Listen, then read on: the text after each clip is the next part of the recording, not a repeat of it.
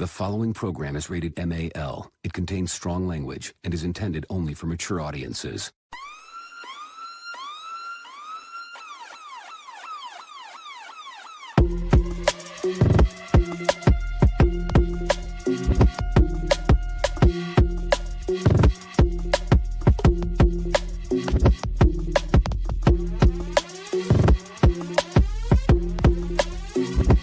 The show that gives you everything and nothing at all. That's everywhere you don't want to be. It's Ruben, Mo B, and on the ones and twos, AG.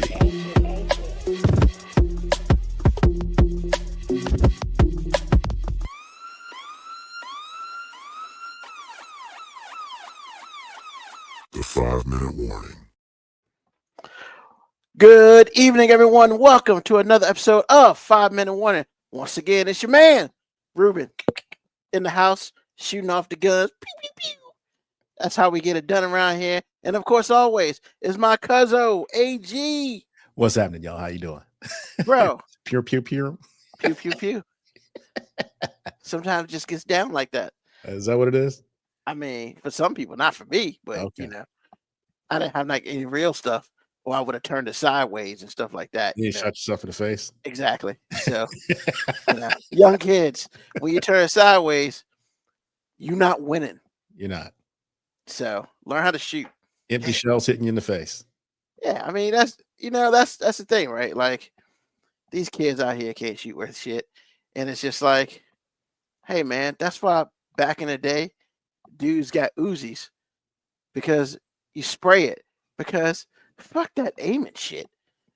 We're not trying to hit you on the first go round. We're trying to waste bullets up in this motherfucker. It is all about damage, and we might hit your ass. I mean, hey man, have you seen that John Wick ballerina shit? No. Bro.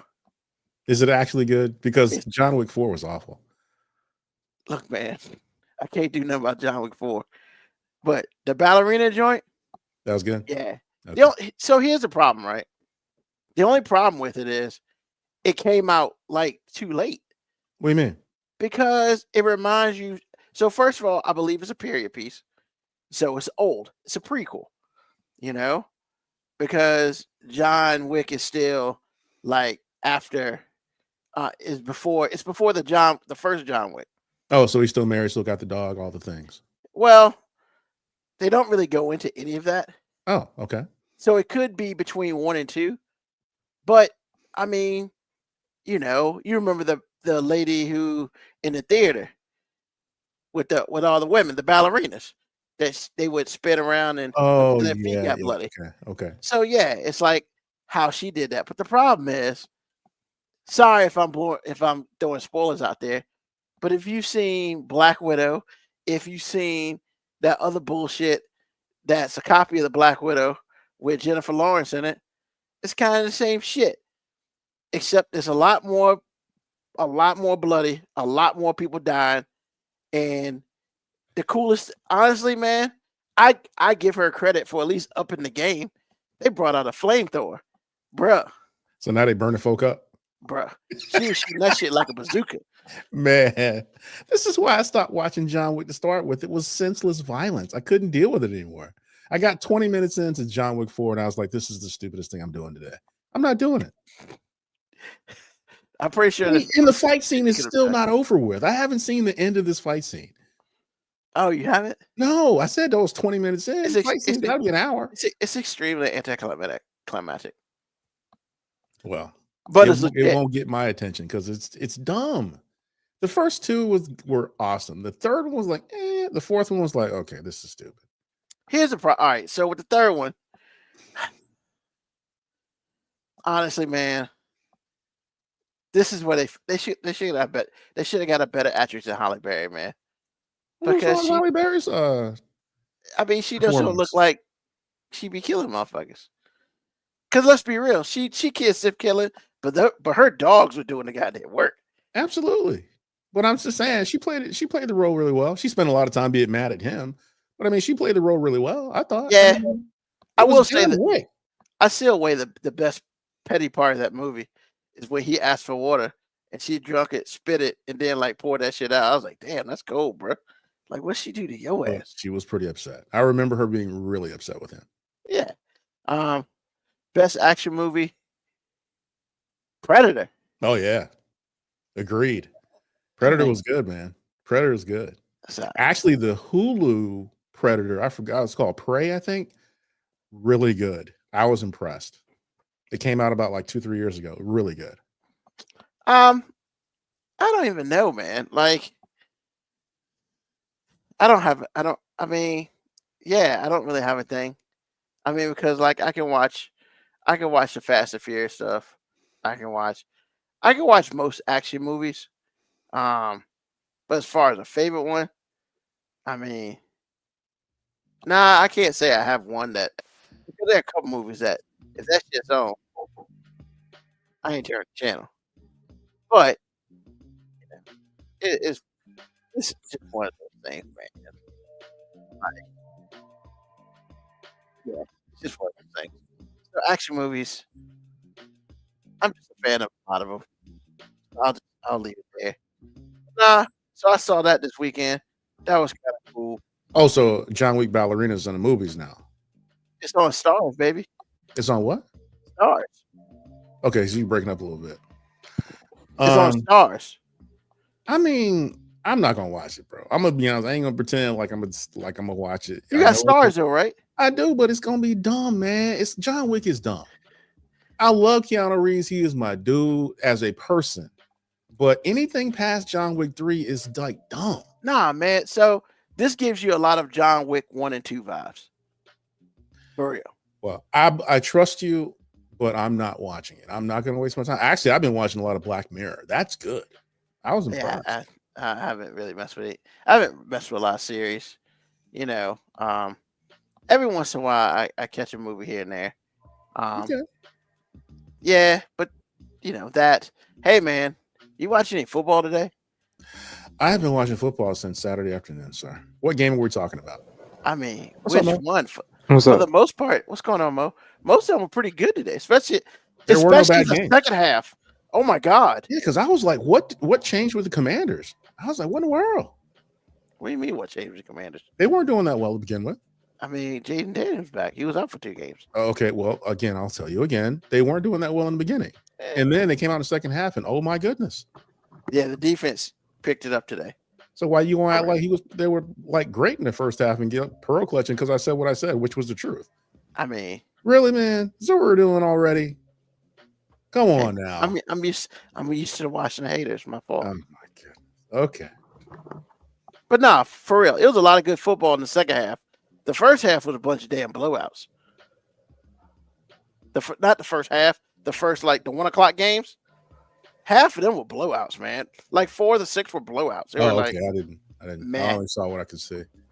Like even Dallas beat the shit out of somebody today. It was the Jets. We all knew that was going to happen. Actually, I thought that they would score more because of the defense. But yeah, I mean, 3 points, that kind of tracks. Yeah. So, there's that. Of course, college football, it just don't pay to be ranked, man.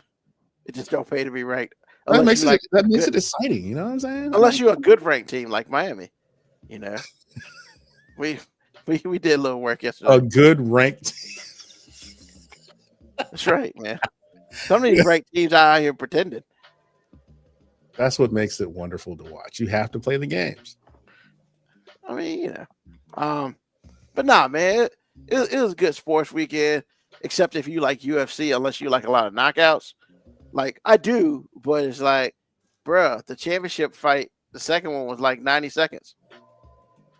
Hey, AG, man, I've just quit on trying to please Ruben because bro, his complaint about boxing is it takes too long, and then in UFC, wait a minute, he's boxing like, takes too long. Yeah, he says it takes too long, and then his complaint with UFC a lot of times is, oh man, sometimes it's just guys laying on people. So then what? Hold on, that's you. No, you have said you don't like people just laying on people. You talked about Cormier all the time. But so do you. Once again, I've said that I'm consistent, Ruben, because you said hey, it takes too long. I don't like people wrestling. Then you get a whole night of knockouts, AG. A whole night of knockouts. It was the first thing this dude does. Start bitching about it not being long enough. Bro, Like, I'm just Are you saying. saying, I can see that. I can see that. I can see that, Ruben. It I'm does just track saying, with man. you. I'm saying you it's stay like, up. bro, I just want to know what would actually please you. Nothing. Honestly, there's not a lot of women fighting in the UFC anymore. I thought they had an entire division. They got like 2 or 3 divisions, but they don't seem to be on the pay-per-views anymore. Well, I guess they don't make a lot of money. I guess I'm not really sure. Is there a draw? Do they have a fighter that's a draw? They got a couple fighters. I'm about to say the problem is they just don't have nobody that's dominating right now. So they don't have like a Ronda Rousey. Yeah, they don't have somebody who they consider a headliner right now. Oh, okay. Well, that'll come. It'll be fine. But I'm just saying, Ruben, like, bro, like I figured UFC like we got would have made you happy because it was exciting. You couldn't blink for a second because if you did, the fight was fucking over.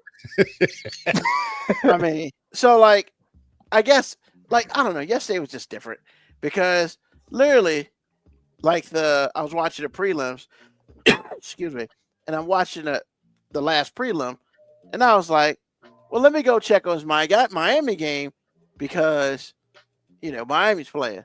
So I switched to Miami. I'm on that shit for 2 minutes. Maybe 2 minutes. I come back. These motherfuckers in a commercial. And I'm just like, the fuck happened? And he beat the shit out of that dude very quickly. And it's just like, God damn it. Once again, I just don't understand what would truly please you because like, bro, you could actually get to bed at a decent hour with this UFC because the shit was over so quick. Yeah, it'd be like 2 a.m. when these motherfuckers is over, bro. Yeah, it was. They were stalling. I mean, it felt like a WWE event where a motherfucking match ended too early and they had to fucking stall. They was just like, hey, bro, we running out of talking points. I mean, but come on, man. Like the last match, that was so anticlimactic.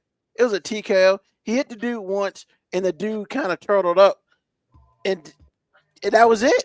But I will say, shout out to Herb Dean. He made sure the motherfucker was dead before he called that shit. Hey, bro, because he got punched like 80 times. The only thing that's consistent about this UFC experience is Herb Dean because you're not consistent. At least we know when Herb Dean's called the match, motherfucker damn near has to die. Yeah, that's legit. That's legit. That is legit. Because he just hammer fisted. I felt like he hammer fisted for like 30 seconds. I feel like Herb Dean is just like, are you breathing? Fight's good. Fight's good. Fight's good. Fight's good. Fight's good. Oh shit, that nigga not breathing. He not breathing. Did you see him kind of kneel down? You okay, man? Like you doing bro, something? That's like what Herb Dean does, bro. Like Herb Dean, like if you're a fighter, you love Herb Dean because fighters be bitching about, hey, they stopped the fight too soon. You ain't never heard nobody say that shit about Herb Dean. Yeah, hell no. They be like, nigga, the fight was over 10 minutes ago and Herb Dean's still in the ring. Okay, I got two things. Number one, we need to have a show and make a deep dive into why Ruben is not satisfied with nothing. With anything, bro. It's nothing. Nothing. Like, when you brought up UFC, I was like, oh man, he's gonna talk about how awesome it was because somebody with the short attention span that Ruben has for action should have been all in. Exactly. But no. I think what it honestly, I'm being real. Hold on, before I forget. I'm sorry. Get your second one. I've been trying to remember this all day to ask you, Mo. What does it mean, so I can recognize it, but what does it mean when they call it's like when a lineman is upfield too far? Oh, a legal man downfield? Yeah. What does that mean? On a passing play, a lineman I think they can only go 2 or 3 yards upfield on passing plays. Okay, so why did they get caught out there like that? Sometimes they get it's because they do a lot of run pass options where the quarterback can hand the ball off Okay. or he can decide to throw the ball. Now, unfortunately, a lineman doesn't have the luxury of being able to see what the quarterback's going to do. Okay. So on those plays, a lineman is run blocking. That's what he's doing. Okay. Because essentially, if the quarterback throws the ball, he should be throwing it so quick that the lineman doesn't have time to get downfield. Okay. But if the quarterback holds the ball and then throws it, you get that lineman 6 yards downfield, and he's like, bro, I didn't know you were throwing the ball. We're taught to run block on this play. Okay. So really, when that's called, usually a lot of times it's not quarterback's fault. A lot of times it's quarterback's fault. Okay, I got you. Because I was like, what does that mean? Because they don't really explain it. Or at least I haven't heard it anyway. So I just wanted to ask you that. Go on, Ruben. What was you going to say? Nah, they don't explain it because usually that motherfucker, you can always tell who it is. It's the biggest dude who shouldn't be down there. Like he's like looking around like he actually should be down there because he's run blocking. The play is a run pass option. The quarterback is supposed to read a man instantly, either hand the ball off or throw it instantly. If the quarterback is throwing the ball, he should be throwing it right away. So a lineman does not have time to get too far downfield if the quarterback lets the ball go when he's supposed to. A lineman is looking this way. He's not looking back to see if the quarterback actually is throwing the ball or running the ball. He's taught to run block. Okay. Because you can't do both. You can't be looking backwards and run blocking. Gotcha. All right, that's fair. Thank you, sir. Appreciate that. Makes me feel better. That's fair. But yeah, nah, man. I don't know. Yesterday I guess I was just feeling fickle. So that's the whole point. You're always fickle, man. I mean, if you want to call fickle, always finding something to complain about. I don't know how they're the same. I mean, that's called hating. But like, that's what we're saying. We need to have a show and understand why that is. He said, "I'm feeling fickle." Motherfucker said fickle. Sometimes it bees like that, man. But they're not the same, sir. They're not.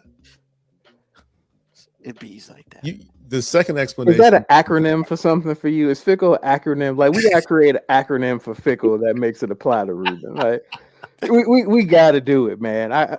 Give me some time. We're gonna make an acronym. That's a whole lot of letters, man. That's unnecessary. That's at least 6. Ain't it 6? I think it's 6 letters. Six letters, man. And that's completely unnecessary. So please don't waste it. Isn't it though? That's Yes, kind of. I'm just saying, bro. Yeah, nah. It is very unnecessary. What was it? I was talking about this is a Cowboys fan giving y'all props. This had to be last year. I was like, y'all doing really well. And I spent 10 minutes with you talking about, like, bro, just y'all are 4-0. Would you please stop? Because, I'm gonna tell you why. Because, man, last year was a happy accident, bro. We didn't expect that. How do you figure it was a happy accident? We did not expect the greatness that happened last year. And nobody else did either. So let's be a buck with this. If you'd have been like beginning of season, man, the Commanders are going away to the NFC Championship game, I'd have been, bitch, please. Like I even said, if we go 8-9, I'll be fucking happy. Ruben, y'all were 4-0 or something really, really good. All I said was y'all are doing really well. Just enjoy the ride. And the last time we tried, you were humbugging all day. Because the last time we tried to enjoy the ride, Alex Smith got his leg broken in 8 different pieces. And that ended our season. And, you know, if you have not seen Project 11, bro, there's a special place in my heart for that dude, man, because he went through some shit. Like Project 11 on ESPN 60. I've seen it. Football, it's really good. It was really good. I mean, the leg break. He went through some bullshit. But that's not what we're talking about, Ruben. But that's the last time I was happy as a Washington fan that we might actually fucking do something. Well, the point is, if we were doing this show then, you would have found something to complain about then too. My question to you is, can you have something happen to you that is genuinely good? Yes. Oh man, and let it be good. He's fickle, man. I got it. Frequently initiating criticism, killing life's entertainment. Wow. He did it in 2 minutes. Y'all stupid. That was so good. Y'all so dope. It was not dumb. You mad because it's you. Don't even I worry. say y'all dumb, man. Y'all dumb. Oh man. You got to say that again so I can. I gotta write it down now.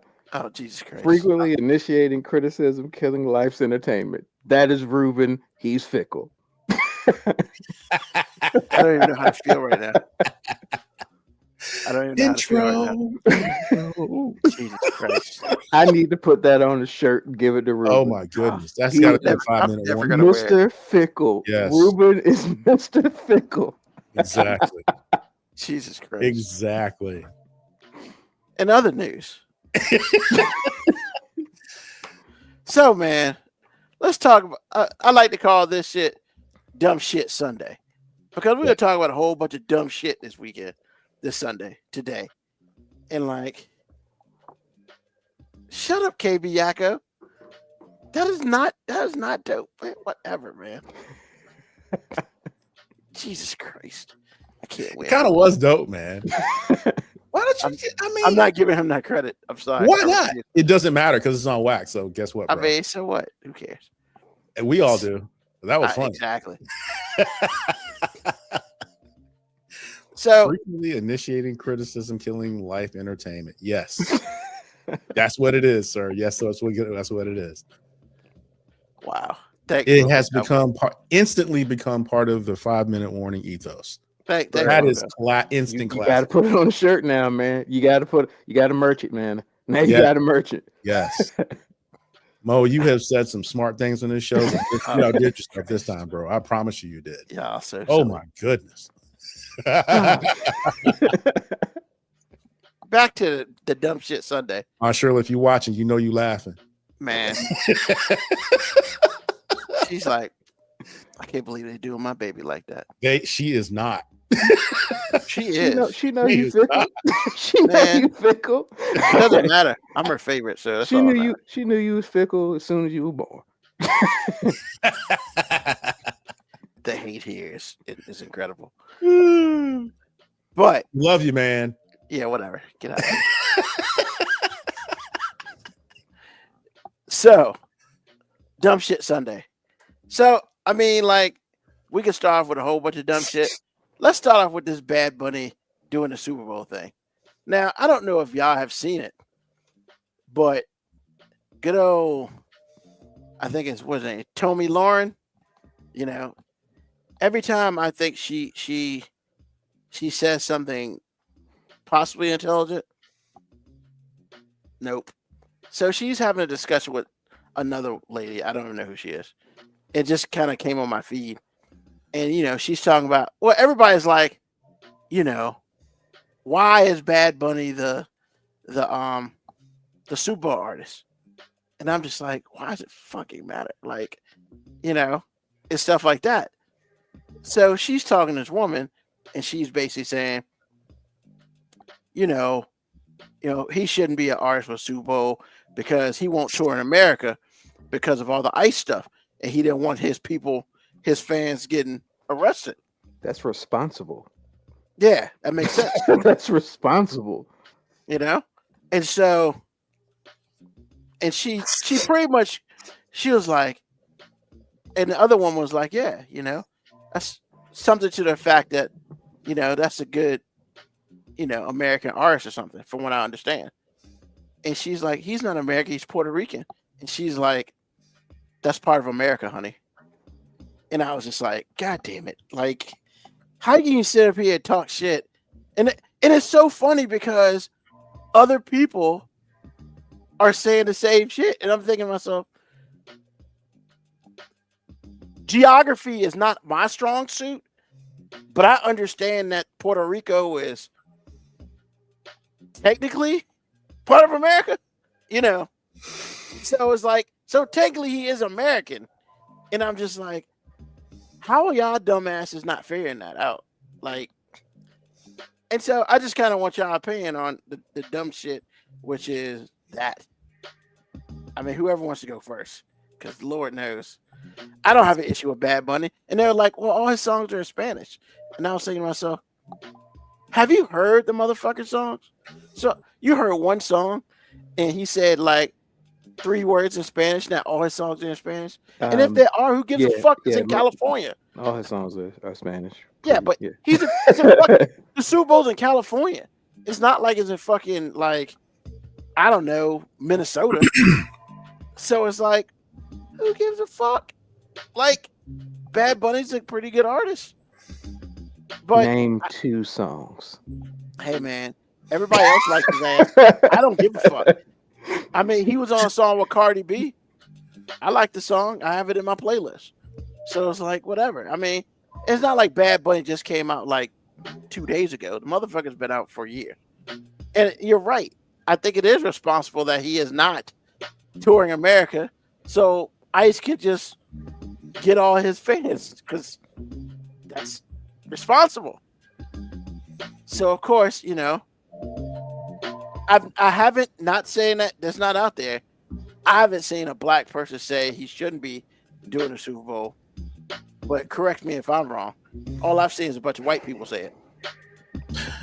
Well, you're not wrong. And token. Because I'm pretty sure there's a token out there. Well, but I mean, I don't know. Talk to me. What do y'all think? All right, so I don't know if I've ever been put in a label as token, but I don't understand the selection of Bad Bunny, and not because I have an issue with it. I mean, I do only know like 2 songs, Bad Bunny, and like the one with Cardi B, and he has a song called "Where She Goes," and that song bangs. That song absolutely bangs. Okay, but my issue is, and it's not really an issue, I just feel like marketing. It's a unique marketing initiative that the NFL is using as a strategy, because for years they wanted the Super Bowl halftime artist to be the most globally crossover or safest choice because they wanted it to appeal to their fan base.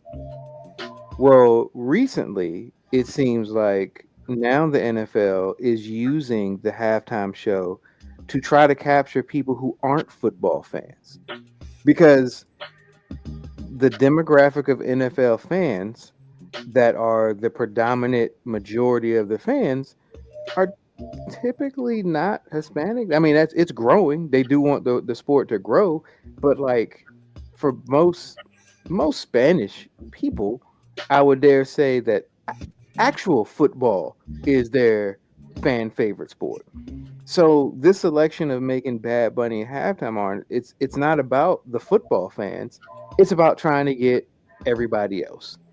Yeah, I would say that. Which I'm okay with, but I also think you do risk like basically alienating your actual fan base, because there's literally no sport more American than football today. Like, and when I say American, I mean America. Like America. Yeah, drinking beer, pickup truck. Woo! Yeah, there's no sport more American than football. So this literally kind of gives them the middle finger for halftime. Now, as a football fan who does not generally give a fuck about halftime, I give 2 shits. Like, I know what happens every Super Bowl halftime. That's when my wife comes in the room and she wants to like get engaged with it because she is interested in the entertainment. And that's when I'm just like, is there any food left? Because I can go take care of that right now. That's true. That's legit. Yeah, because I mean, I like, it doesn't even matter who the artist. The only halftime show I've ever been locked engaged with was Prince. That was the only one where I was just like, nope, I'm not leaving. And that's just because it was fucking Prince. Yeah. But most of the time, no matter what the artist is, man, I don't give 2 fucks about the halftime show. But yeah, so I'm not the person that says it shouldn't be. Bad Bunny shouldn't be the choice. I just think it's a very interesting marketing approach, because they know, like, even a football fan, I've heard people talking about they're going to boycott the NFL because, bitch, you're not boycotting the NFL. You just not. And I think the NFL knows that. So what they're like, hey, we know we're going to get the largest ratings numbers we've got for our halftime in a long time, because all the non-football fans are going to tune in, and then all the fickle fans are going to tune in just so they can talk bad about it on Monday. So it's kind of a win-win for the NFL. I don't think based on like the traditionalism of halftime, like I'm like, yeah, you shouldn't make a halftime show intentionally designed to not necessarily appeal to your fan base. That's what it feels like. Once again, I don't really care, so it doesn't matter to me.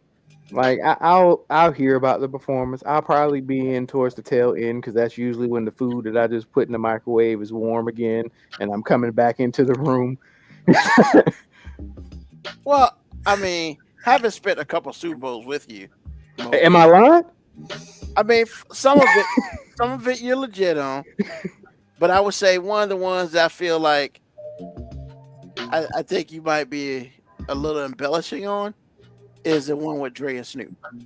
Like you were kind of there for that, but then again, you were there for that, and I was interested in what the show was actually going to entail.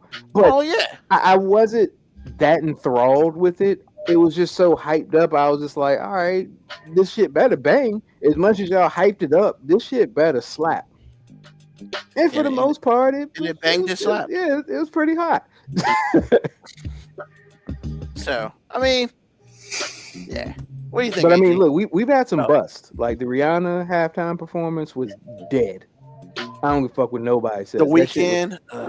You know what? The Weeknd's, and Rihanna's and the Weeknd's halftime performance had the same thing in common. Visually, what they did was amazing. Yeah. Weeknd with all the mirrors up there. The visuals of Rihanna's was amazing. The actual performance? Well, because she won't sing.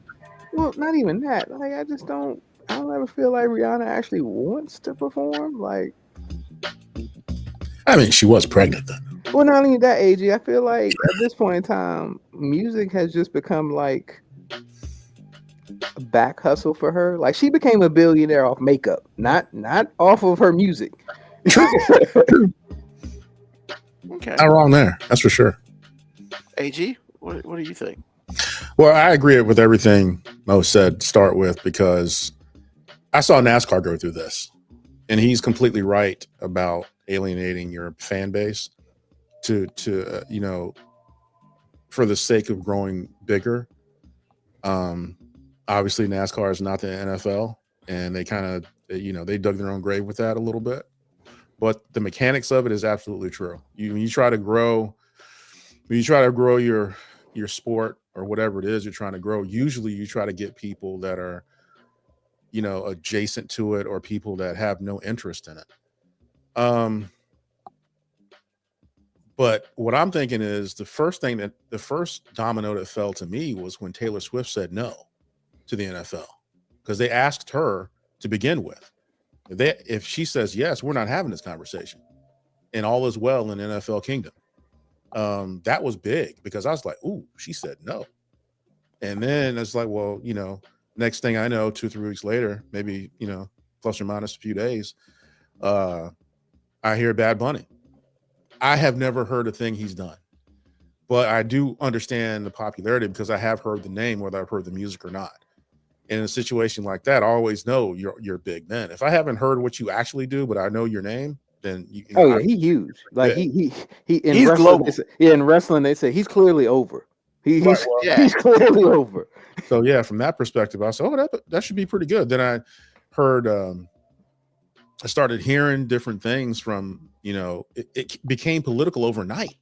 I was like, okay, this is strange. Usually none of this is political at all. It's either are you into the music or not. And so it was polarizing. So that kind of made me a little curious. And Instagram always lets me know what's going on. The first thing is right-leaning people all of a sudden making the Super Bowl a patriotic event. And I was like, it is? Okay, well, I can understand how you could say that, but it's reaching for me. But I see it. Okay.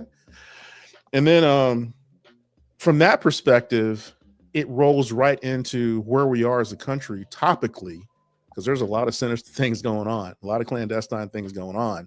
But topically, where we are as a country, we are trying to illegally or otherwise extinguish all the brown people through immigration by any means necessary, legal or not.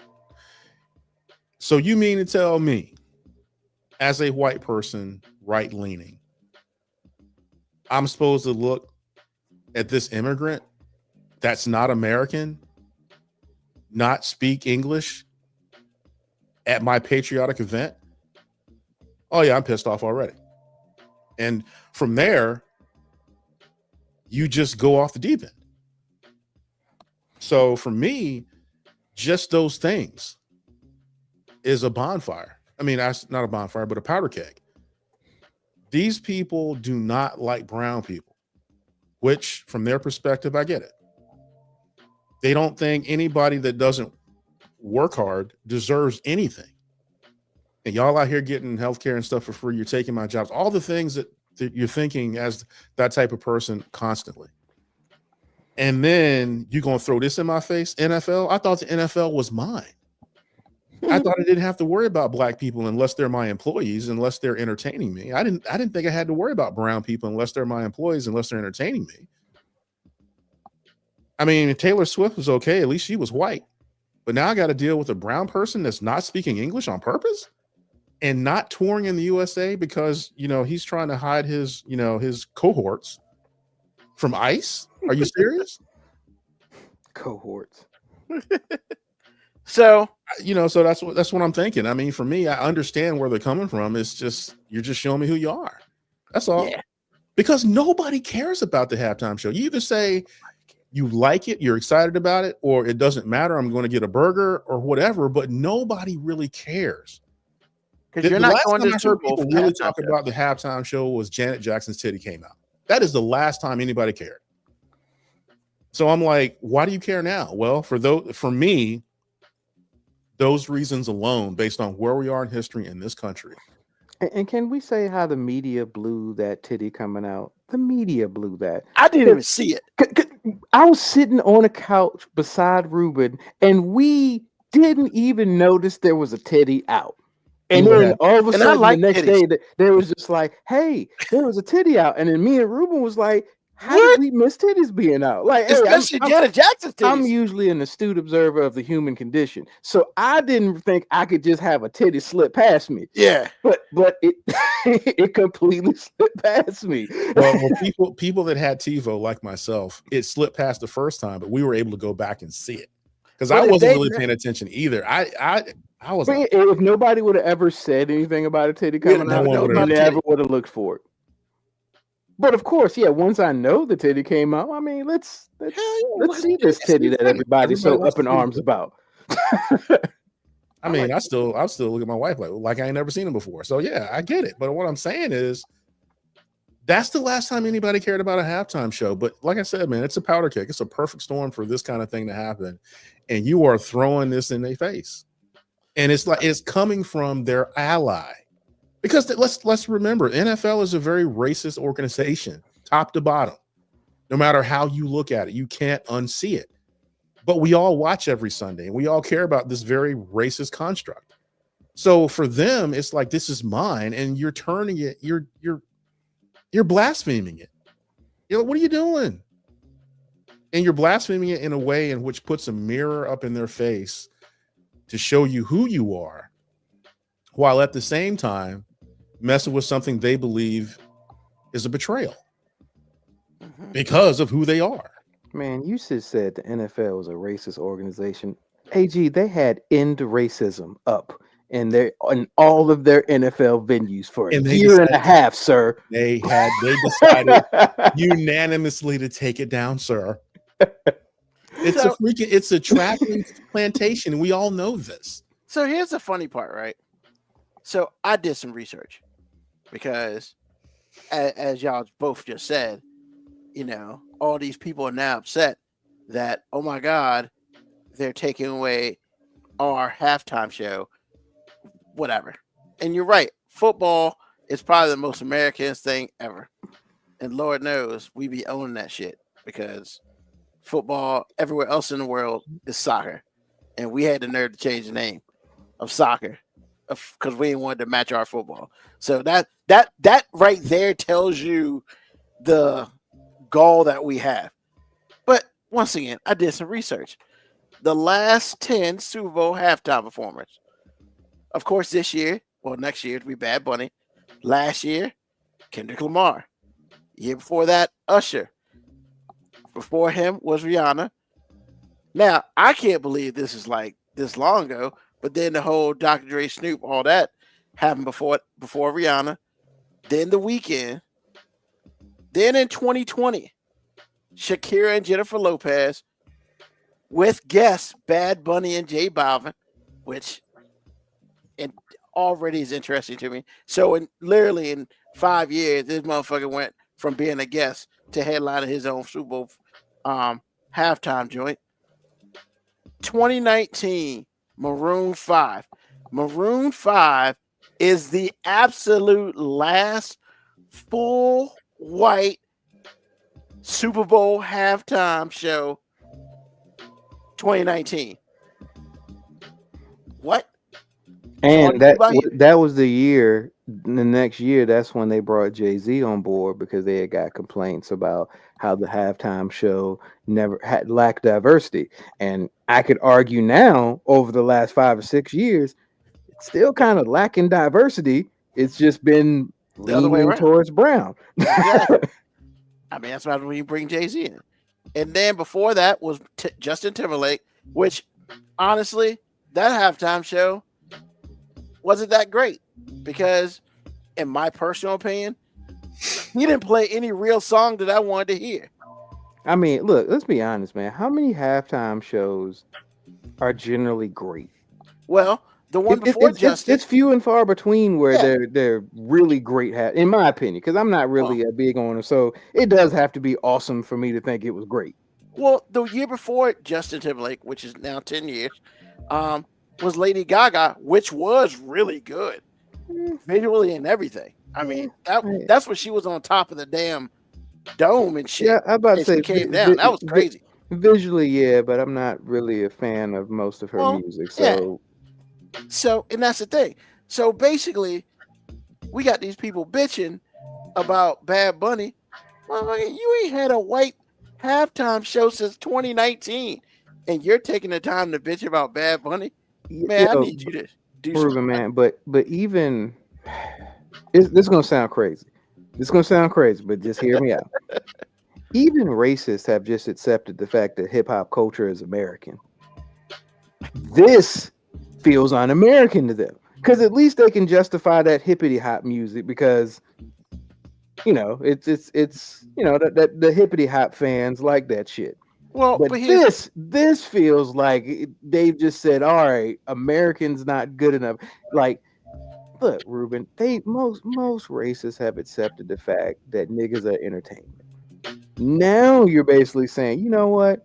We're going to get a different sect of brown that doesn't even speak your language to entertain. Because, there's a lot of white conservative people that's probably like, hey, man, he probably going to be saying shit about us, and we not going to understand what he's saying. Well, we did that last year with Kendrick Lamar. He said he was talking about him, they didn't understand. Hold on. But he was speaking English. Sir. English. They just didn't understand the slang. But this dude's gonna be saying shit that's completely foreign to them, literally. If you hear a punta, he calling you a bitch. But there's other words for that, sir. I'm about to say, yeah. That's my only. So many other words for that.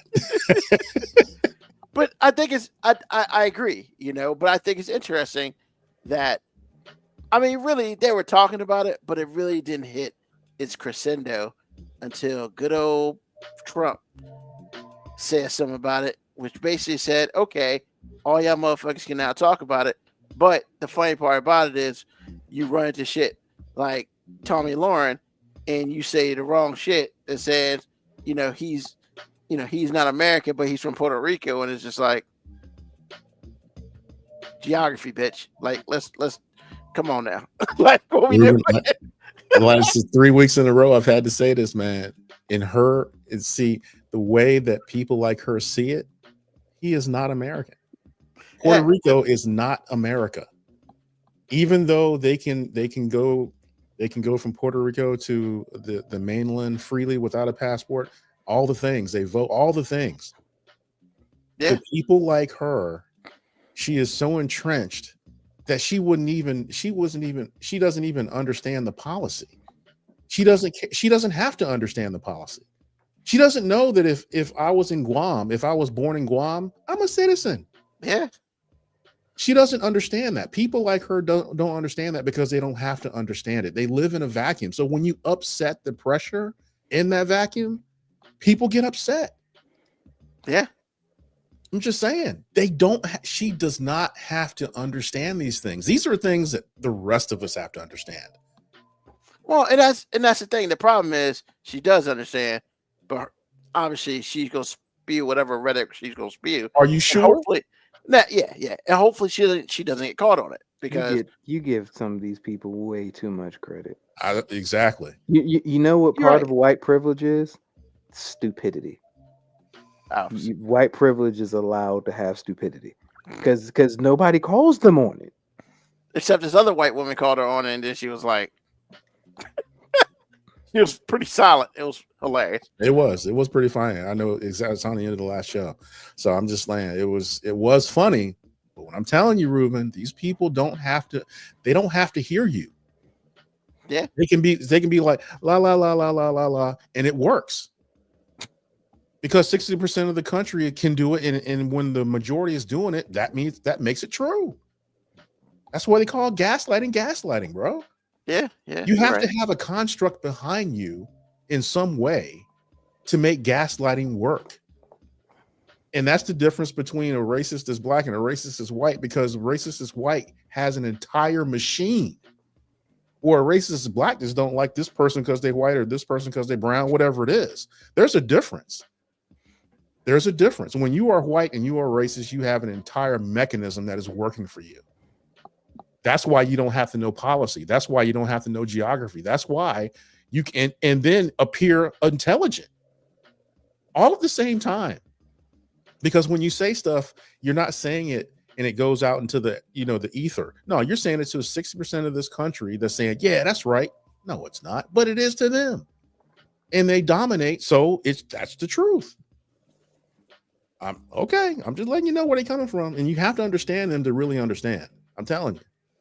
Not understanding your opponent is a dangerous place to be.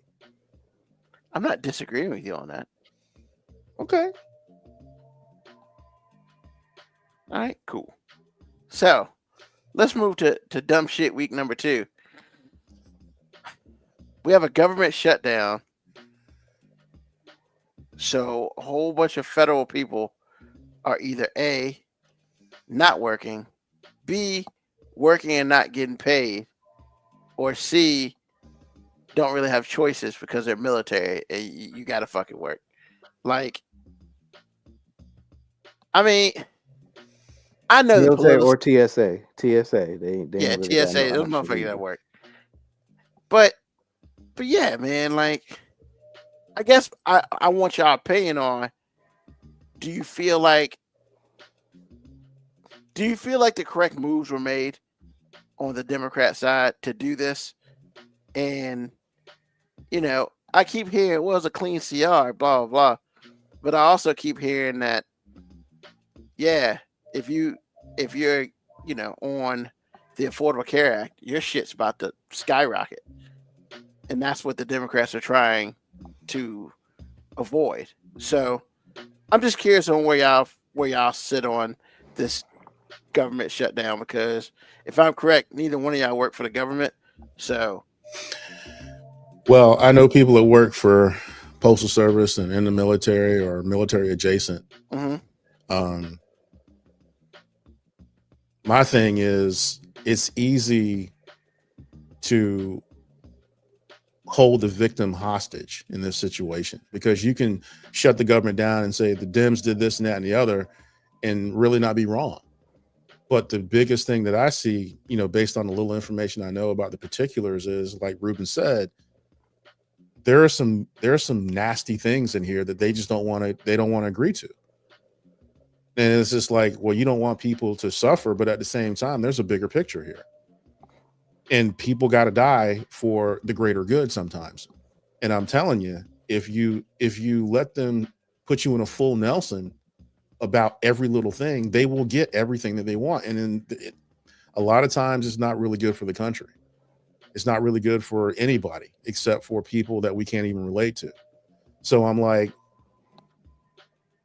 the only thing I would ask people to do is, and again, I don't know all the particulars, but understand what is actually happening on both sides, so you can have an informed choice of how you feel about this, because it's really easy to create a narrative about anything, especially when you're not getting a paycheck, or someone that you care for is not getting a paycheck, or a segment of the population that you care for is not getting a paycheck, or your benefits have to stop, or whatever it is, however it affects you. It's easy to look at what is right in front of you and reacting to something that's happening to you to make a bad decision. That's the only thing I'm saying with this whole thing. So I'm like, if the Medicaid, Medicare, and all the things that I've been hearing, if that's the hold up, hold it up. Because what they're trying to do is strong arm you into doing something that in the now and in the future are going to hurt you. And they're trying to help you out. And I'm not saying anybody's complaining about it, but what I am saying is I hear the narrative clearly. If the Dems do this and they don't do that or whatever, they're the ones that are holding this up. We wouldn't have to shut down the government if the Dems would not do this or that. I already know y'all lying, because it's our fault all the time. I mean, we're talking about a president that had every general in the United States in one spot, told everybody, and then he proceeds to talk about how Obama can just walk downstairs without holding rails. I'm like, for real, bro? That's what we doing? So again, make sure you understand exactly what's going on. Then you'll be informed, because it's so easy to look at a situation that's hurting you and look at the first thing that's presented to you as the culprit. And that's not always the case. So that's how I feel about the whole thing. Like I said before, I don't know all the particulars, but I do know those parts. And if that's the case alone, let it stay down. Let the government stay down, because eventually, when they start hurting, they're going to want to do something about it. And they're not even trying. They're not even trying to work it out, because half of them didn't show up to the vote. And I'm like, so y'all decided to stay home, but it's the Dems' fault. Okay, I already know you full of shit. So it is what it is. So that's how I feel about that. I think the dangerous part with the whole government shutdown is the media control that this administration has allows them to create narratives without any proof. So, I mean, I'm hearing Republican people say the Democrats are holding it up because they want to make sure that illegal immigrants are getting free health care and stuff. That doesn't even make sense when you say it out loud. but there's enough people saying it where there's a large population of people that voted for this administration that they'll believe anything a rich white person tells them. And that sounds crazy to say it like that, but like I would dare say 60 to maybe 75% of all the people who voted for this current administration do not have the financial equity to actually want to ride for this Republican Party, because most of them are check to check, broke ass, working class people who, if you raise their premiums on healthcare and insurance, like who cares if you're working right now? Like the government shutdown is affecting a lot of people's jobs. Who cares if you can still get a check if everything is now 30 to 40% more expensive? Like you're just broke with not enough money coming in. And I know people are like, yeah, it's easy to say that when you're not the one losing money. That's fair. I'm not losing money right now. However, if I had to lose a check right now to make sure that I wasn't going to have to pay $300, $400, $500, $600 more a month for the same shit I get right now, might be okay with me. I might be like, that's a. And honestly, I don't know what the Democrats move. Or you like, did the Democrats do the right thing? I don't know what else they could have done. I think the only thing the Democrat Party does that I never agree with is trying to combat a fake narrative with logic. And I know that sounds crazy. Like when somebody's saying like just miscellaneous, dishonest shit about what you're doing, there's a real desire to want to come out and say, no, that's not what we're actually doing. We're doing this. Sometimes you should just shut the fuck up. You should just be like, hey, like AG said, hey, if they were serious about the government shit, they would have shown up. We was there. They weren't. So who's shutting the government down? Because we showed up for work. Half of them didn't. And that's it. Don't say we're not trying to give illegal. Don't give the actual logical, honest talking points. No, because people don't want to hear that shit. People want to hear what makes them feel something, which is why the Republican Party has always been able to win the hearts of broke, uneducated people. And I'm not name calling. I'm not saying that just because I want to say bad, derogatory things about them. I'm saying that's why it's so easy to control, because those people vote on feelings. How do you feel about it? Like how does what he say makes you feel? People say, hey, we voted for Trump because it was a big FU to the establishment. And that might have made you feel a certain way. But this was a wealthy white guy who's never had to do a hard day's work in his life. How is that a FU to the establishment? You just voted the establishment in. But he made you feel like he was on your side. So look, this is not a negative statement towards any one party or any one group of people, but as a guy, I have seen the error of arguing logic with somebody who is arguing back with their feelings. I can't win. So why are you wasting energy trying to argue with somebody who's speaking on feelings? Hell, half the things that Trump says are feelings. He says, well, I think that. And then he asks, is that true? I don't know if that's true. He literally says that like 6 or 7 times every time he speaks. Which like he didn't know how to say it. It's fucking mind. He didn't know how to say acetaminophen. See, I can't even fucking say it. Acetaminophen? Yeah, acetaminophen. Hey, look, I can give a motherfucker a pass on that. I know everybody was killing him for that.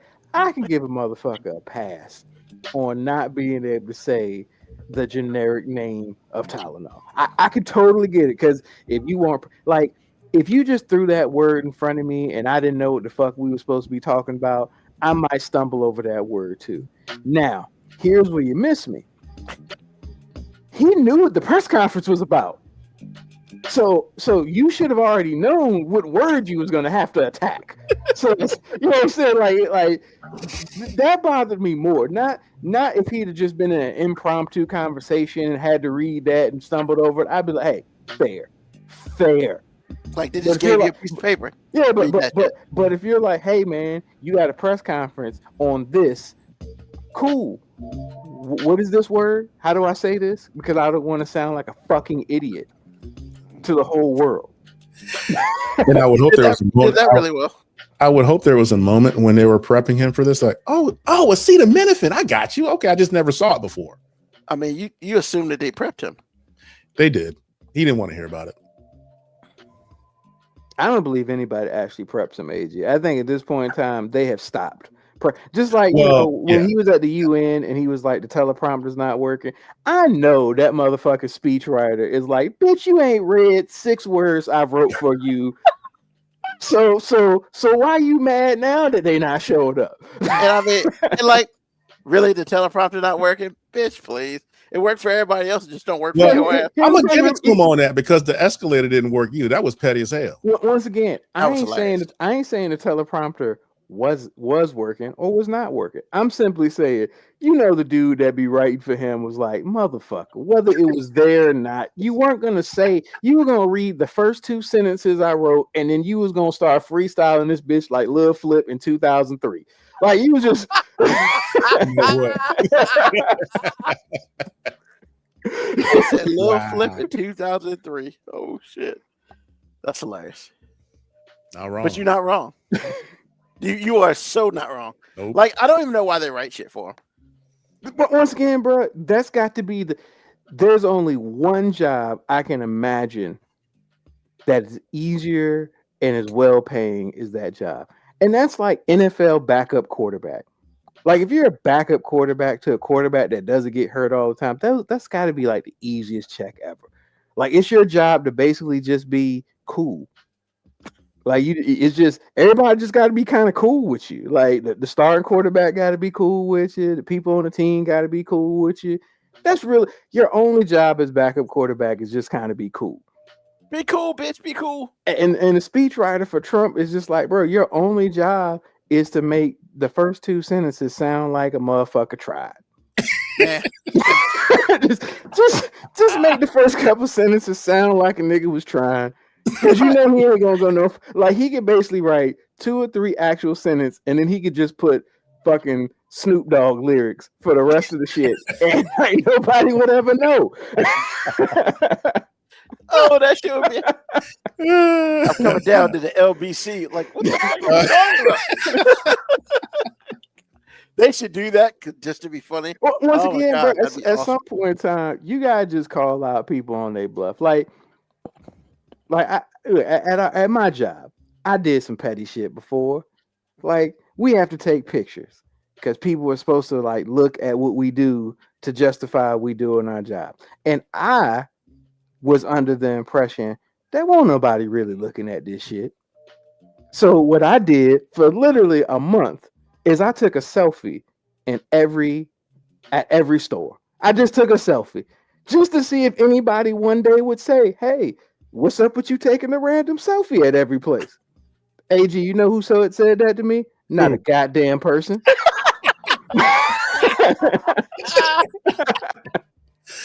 He ain't wrong. Don't even reason know about it because I showed him. See, that's the crazy part because he get away with that bullshit. Me, I would get fucking caught after the first one. Hey, but here's the thing, AG. I did something that was petty, but also I couldn't really get in trouble for it. Like, hey, you took a selfie. I'm like, yeah, but I was literally in front of the place I was supposed to be at, so I was just verifying that I was here. And I freak him too, man. Sometimes I'd be like in the car and I take a picture from a side profile and you see the store in the background. You know what I'm saying? Like, I really put thought into these photos. Like I'm gonna make an album of just like random work shit. This guy's out here glamour shot that man. But I feel like that's what a Trump speechwriter should do. He should like write 3 or 4 solid sentences on whatever he's supposed to be talking about, and then basically just phone the bitch in from there. Just start put some YouTube lyrics up there, because Trump can't be reading this shit beforehand. He can't be. I just don't believe it. Not the way he be going off.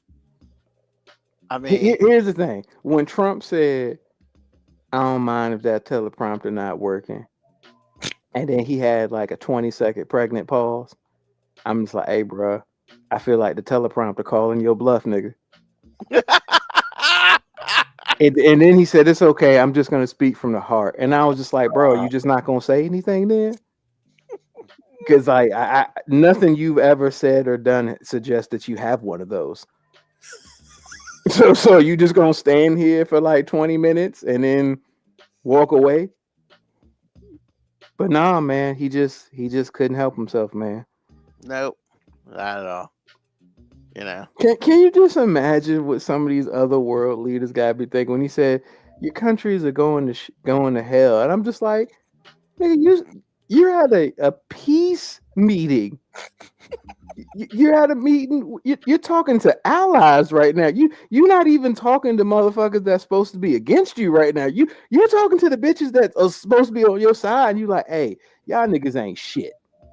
I mean, but if he had his way, he wouldn't have been there, and we wouldn't be part of it. Yeah, So he really it's didn't like- want to be there for sure. Yeah, he's right about that part. I mean, I get it, but it's like, bro, like make it till you make it, bro. You up here talking about your country ain't shit. Your country ain't shit. Your country ain't shit. We hot in these streets right now. You know what I'm saying? America, the hottest place on earth right now. We so goddamn hot. Illegal immigrants are bombarding our country to take over our minimum wage jobs that nobody else in our country wants. That's how hot we are right now. But we don't want them, so we're gonna kick them out, even if it's crippling our economy at the same time, because that's what a boss does, bitch. All those soybeans. Oh, the soybean people are so pissed right now. Oh my God. Paid $20 billion to your competitor on top of what was going on already. I mean, petty. That's super petty, man. Hey, all you gotta do is blow up a sea vessel for no reason. Bruh, like two times in 2 weeks he's done that. Yeah, because they're bringing fentanyl to the country. Venezuela? You can't prove it. You just blew it up. Hey, bro, he said the motherfuckers from Canada was bringing fentanyl. You talking about the 0.05% of fentanyl that comes from Canada? Jesus. Like, hey, man. As my wife says, it's a distraction, and it's not 2, it's 4 in 2 weeks. I mean, shit, man. I bet he was happy as fuck this week, man. Hey, look, mostly because Diddy got put in jail, so that took some of the heat off. I gotta be honest, and sometimes I just gotta admit defeat. Like, no, I just gotta admit defeat, man. Like, this Project 2025 shit, they basically said we just gotta throw so much shit out there that people can't keep up with it, and hey, man, that shit worked like a motherfucker, man. Because I just be checked out, man. Like, I don't. But we already discussed this, though. Why you feel defeated? I mean, because like I want to lie to myself and say, nah, man, I'm too smart to fall for this magic trick. You don't. But yeah, man. I don't. There's nothing you can do about it. You are a victim. But at the same time, see, AG, I don't even be trying to keep up with it. Like when Ruben said we were gonna talk about the government shutdown, I was like, bro, I haven't even considered what this government shutdown means because, like, bro, there's too much other random dumbass shit coming from the administration for me to keep up. It's like I'm exhausted, AG. This motherfucker ain't been here a year, and I'm just like, nigga, you win. Bro,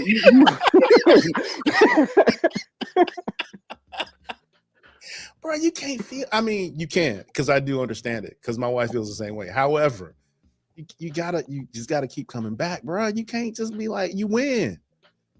I mean, you can, but I would like you not to, bro. Man, I just can't fight stupid, man, and my wife agrees with you. I know. There's just no. You can't fight stupid, man. You can't. We're not fighting stupid. We just trying to ride it out, baby. Come on, man. Bro, don't give up. Don't give up. See, it's not that I'm giving up, AG. Like I hate feeling like I'm right about something that I want to be wrong about. Like, you know what I'm saying? Like because Ruben be like, "Hey, look, man. 2028 will be good," and I'm just like, "This nigga's never leaving." Yeah. so he's trying his damnedest. So I'm just like, I can't, like, he's managed to take away hope of the future. Do you realize how incredibly evil that is to fucking steal hope from a motherfucker? Yes, that is the core of hell. You have no hope. Yes, I do. I understand, but this ain't real hell though, man. It's gonna be okay, man. It's gonna be okay. I do understand you. I mean, purgatory ain't real hell, but it be feeling that way sometimes. I mean, I hear what you're saying, bro. It's hard for me to try to say anything else besides yes, you're right, but bro. Well, I mean, I feel you, man. Like, look, I'll be ready to fight again one day, but He like, said one day. but like at the present moment, I'm just like, hey, nigga, you got it, bro. You got it. I just choose to believe that you have to, some of the stuff I can't control, I have to laugh at because it's kind of funny sometimes. Other parts, I'm kind of like, well, I understand where these people are coming from, and you can't do this for free forever. I just try to keep hope alive, man. I hate to be Jesse Jackson out here, but No, bro, man, I feel you, man. Like, look, man, I thought Jesse Jackson. Trump was gonna be You could like, have picked somebody else, bro. no, but that's his tagline.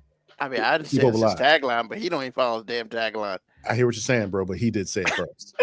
but I just had this feeling like dealing with this Trump shit was gonna be like the famous Mike Tyson quote, like everybody got planned till you get punched in the face.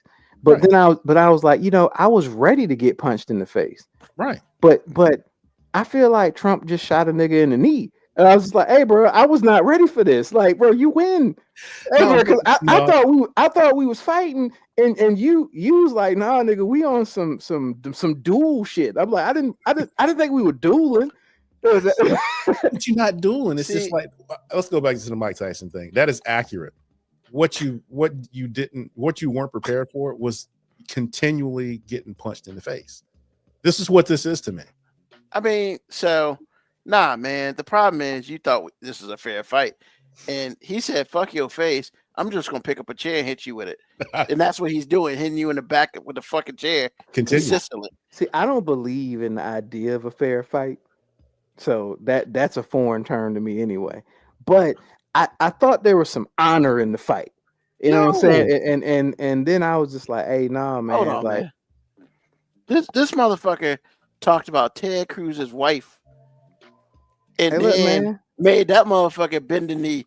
What makes you think?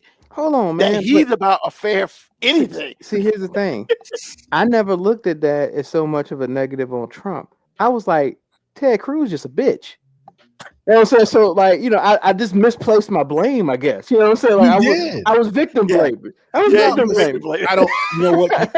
You didn't misplace your blame, but you didn't consider the evil and the disrespect machine that he is. That's what you didn't do. Because you never considered, damn, how, and then Ted Cruz is a bitch, but how you gonna talk about somebody's wife? Yeah. You never considered that he's that guy. I mean, your wife's an immigrant. But we don't talk about those things, though. Exactly. He pretty much told Ted, I mean, I don't remember the exact words, but somehow she wasn't exactly positive after he talked about her.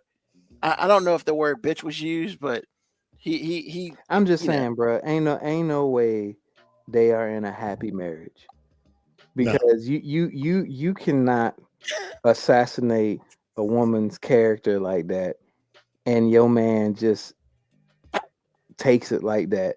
Like, look, man, there's plenty of incidents in which I'd be like, damn, brothers be out here taking ass whoopings for nothing because of a woman. But there's some things that you should just be willing to die for. There's some things that just cross over into the like, hey man, this ain't no way to live. And like, yo man, because he can never say anything to her. Never. Like, hey babe, come on. You shut the fuck up, bitch. Hey, what you say to me? Hey, do you want me to call that nigga Trump? Because apparently he the only man in this political party. And then she hit him with the exactly. She probably be being mad disrespectful to Ted, bro. Like she be on the phone with her homegirls. He be like, "Come on, babe, this nigga here." This nigga here acting like I'm supposed to do some shit for him. Man, nigga, cook your own goddamn food. Oh shit, that's funny. Like, I'm surprised he can even talk to me with Trump's dick still in his mouth.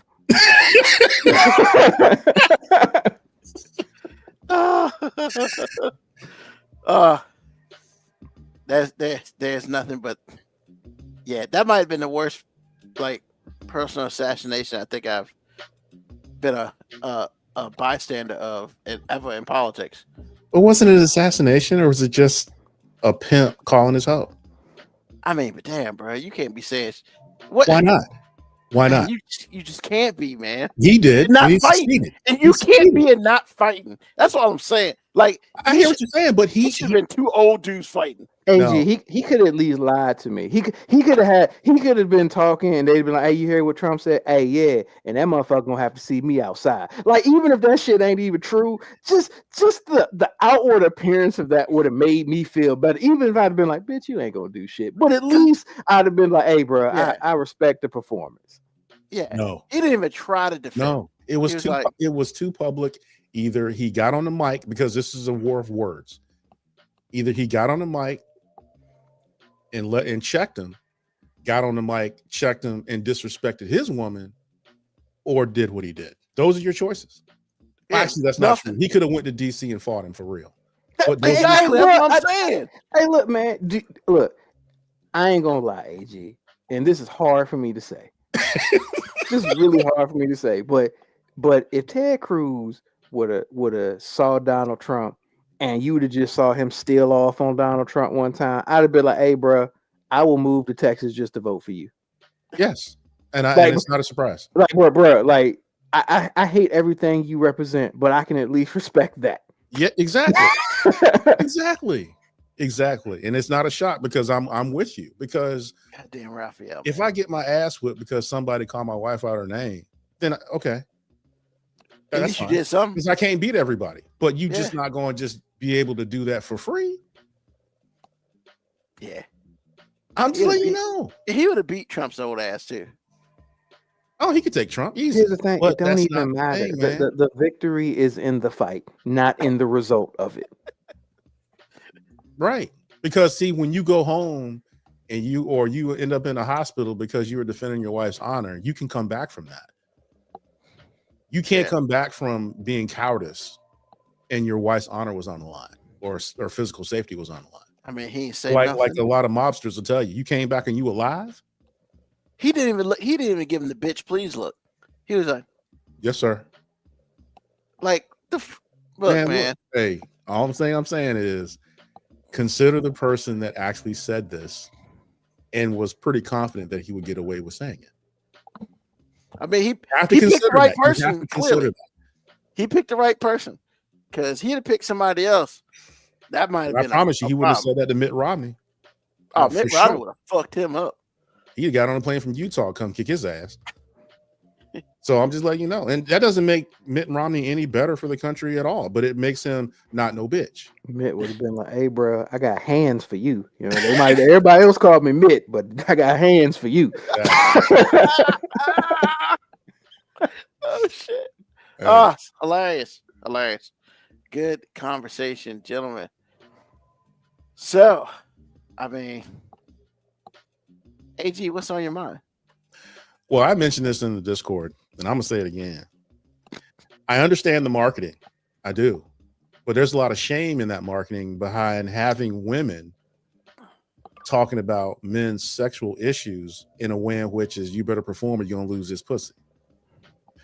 My thing is, I find it ironic that these the same women ain't giving up no ass to start with. So I'm taking pictures with wood for days, and then you talking about you got a headache. So fuck you. That's for starters. And the idea that if I were to ever say anything like that to shame a woman because she couldn't do this or that or didn't want to, it would have been a whole nother thing. I just find the whole machine ironic and amazing. I stand by my statement I put in the Discord. Body shaming is all cool until you start talking about fat chicks. Well, not wrong. Not wrong, bro. Not wrong. But anyway, that's what's on my mind, man. This is like, I just find it ironic that they got these women out here shaming men about you need to get a hard on behind some pussy that they'll never get. Because women ain't in the business of putting out. They're in the business of taking everything away from you. They're not in the business of helping you. So before you go out there and do something, now, if you have some sexual problems, you need to work out your health, do your health. But if you think that that's going to actually help you with your woman or whatever it is, no. because women just hey, if they did the commercials different, I'd probably even respect it a little bit more because the girls are always just like, first of all, they're always irrationally hot. yes. And I'm just like, first of all, you damn sure ain't giving it up. Like, not just because a motherfucker pull out a blue pill. Like, there better be some blue face bills with that pill. but it's like, yo, it's never framed in a position like she's trying to better her man. It's always framed in a position like, hey, he want enough, so he need to get this. It's never like, hey man, you know, my man used to rock my world back in the day, and I realized that things changed, so I realized his health and everything. So hey, we found this, and look, we fucking like we did back in the day. Like, hey, that's a whole different statement than that nigga won't shit. Then he got this pill, and I was like, it's about goddamn time. No, the funny thing about that is, yes, you're right. However, there's some commercials by a company I won't name because they ain't paying us, who those commercials are like that. Yes, but it's the men talking. It's not the women talking about it. No, it's the women. Cause like, man, I can't wait till you get home, and so he gets some of this blank, and we go all night, and I'm just like, yes, but Ruben, but they're making it seem like he's only able to do it because of the pill. You're missing what I'm saying. They're not saying like, hey, he was always dope, and now. Yeah. And now, you know what I'm saying, things slow down, and then we got this, and now the spark is back like it used to be. It's always, man, this nigga couldn't find the orgasm with GPS, and then he got these pills, and now it's like, boom, I'm coming in 2 minutes, baby. Well, but I think what I'm saying is, like, yes, those commercials that you say out, but there are also commercials that are the other way. Is like, I'm glad my man is using this. Because once again, you're saying the same thing I'm saying, except at least it sounds better. No, those commercials are still framed as he wasn't enough, and then he got these pills. I don't know about that. I just want to see a commercial one time that says some dude up there talking about, yeah, she ain't wet no more. Take these pills. She started taking them pills. We were slipping and sliding. Well, because I don't think even the KY jelly commercials back in the day used to always be framed as the guy basically saying it was for him as well. Exactly. It was like it was never framed in a position like, hey, this pussy just don't get wet no more. So. Exactly. When wetness is all one, she is 100% responsible for that part. Usually on the KY jelly commercials, they just talking about, yeah, sometimes I just need to get up in there, and I can't. So man, it's always framed in this is a group effort. Man, look, when Mo said it a couple weeks ago, he said women always get a pass and niggas ain't shit. That's true in sexual health and sexuality overall. No, that's true. Yeah. And so, especially when you're not doing any of the work, it's like you get all the, you can say anything you want to say because you're not responsible. Now, if a woman is having issues, and women do have issues, especially as you age or if something happens, whatever it is, we ain't allowed to talk about it. Imagine men. Yeah, we're not allowed to talk about it. Exactly. If a woman has issues or she just don't want to give you none, it's like, okay, that's the response. Okay. Because you imagine if you're a woman and said, oh, I feel like it tonight, and she takes you for granted, so she thinks she's gonna get something, and you're like, no, I'm good. Could you imagine the dude saying that? Like, the first time you say it, it's gonna be a problem. But if you kept saying it, she would probably leave you at some point, or something would happen. And it's just like, wait a minute. So it's okay for you not to give me none for years, and then I just don't care anymore, and now we're divorcing. Are you serious? Yes. Not only is the goalpost moving, the field is not level. And that's my whole problem with this. And in addition, and when I see these commercials, you always got the man blurred out in the background with a whole bunch of shame. Well, at least he's blurred out. You can still see that shame. I'm just letting you know. So anyway, that's what's on. We can't even get testosterone commercials without Big Hurt telling me, and she'll love it too. Like, hey Frank, we won't even talk about this bitch, man. We was talking about how I feel in the weight room, and you gonna say that she'll like it too. Like, we won't even talk about that. I still can't find a lot. Oh, that's hilarious. Man, we won't even talk about that bitch. Right? Talk about me, I'm just saying, like, in none of the commercials, the dude said, "Hey, 40, you lost energy too. What you do?" At no point in time did this motherfucker talk about performing in the bedroom with his woman. He just threw that shit in there. Exactly. Because I'd be like, Frank, nigga, you don't know me like that. he kind of does. He kind of, because everything is revolved around women. Everything. He said it used to be him. Okay. Remember? All right. Yeah, when I turned 40, I was like that. And I was like, bitch, you won't like that. Shut the fuck up. But you know what? I am gonna say them Testament commercials do one thing that's really good though. Like, and y'all might never have peeped game, and now when you see the commercial, you'll never be able to unsee it. Every time they're talking to a guy about it, when they say "and she'll love it too," it's always more than one girl in the background. It's always more than one girl in the background. It's always some random chick with the other girl's friend. Like she's excited about it too. Like she's excited about it too. So it's almost like subconsciously telling this dude, if you take Testament, 2 bitches gonna be with you. Exactly. Exactly. Couldn't agree more. But we all know they ain't putting out either, so whatever. That's not true, AG. You don't know how much money that nigga got. Because everybody here knows that eventually money doesn't matter. She's just not going to put out. Yeah, she's not going to. If you got enough money, you can move on to buy another some. one. Yeah, you know. Hope you, but did you lead with you're going to sign this prenup? I'm just saying it's not even about prenup. I ain't talking about marriage, bro. I'm talking about like when you got money and you choose to like work the free agent market, like the Yankees in the late 90s, you basically just throw the biggest bid at whatever hot person's out there. You get the pussy, then all right, you too old. Let me get somebody else. It doesn't make anybody feel good, but that's kind of what happens. I kind of wish that if you were rich, and that's how you got all your women, that you wouldn't have to spend money. Like women don't have to give up the pussy to have the allure of sex. I just wish men could have that power where, like, because they know you have money, they do dumb shit, and then you can leave them before spending a dime. You see, AG, I think that actually does happen. You just too broke to know. Are you for real though? I mean, you think really, seriously? No. Let me put it out there. Well-recognized professional athlete that was paid and was universally single. Okay. Derek Jeter. Yeah. Derek Jeter. Yeah. You think that nigga was spending money on chicks? I mean, there was a dinner involved. Now he was bagging them. Now maybe AG, he wasn't really spending money, but he was giving them access to experiences that they weren't able to get on his own. But he necessarily wasn't paying extra money. Like he was going to be at that hotel anyway. Truth. He was going to be at that place anyway. True. So I don't think he had to say, "Hey, here's some money." It was just like, "Hey, bitch, you trying to roll? Cool." I agree with that. I agree. I don't know if I agree with that, but I understand the premise. I'm just saying it's all celebrities say it. Like, "Hey, man, I get rich, and now everybody want to give me shit for free." Yeah, they say that with fashion and clothes. Yeah. I got to imagine pussy's the same way, because they're giving you pussy on the chance that you might give them money, or the chance that you give them access. Well, but here's experience. The thing.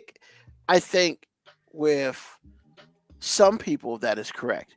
I don't know if I say it with Derek Jeter, because Derek Jeter wasn't really messing with like random chicks.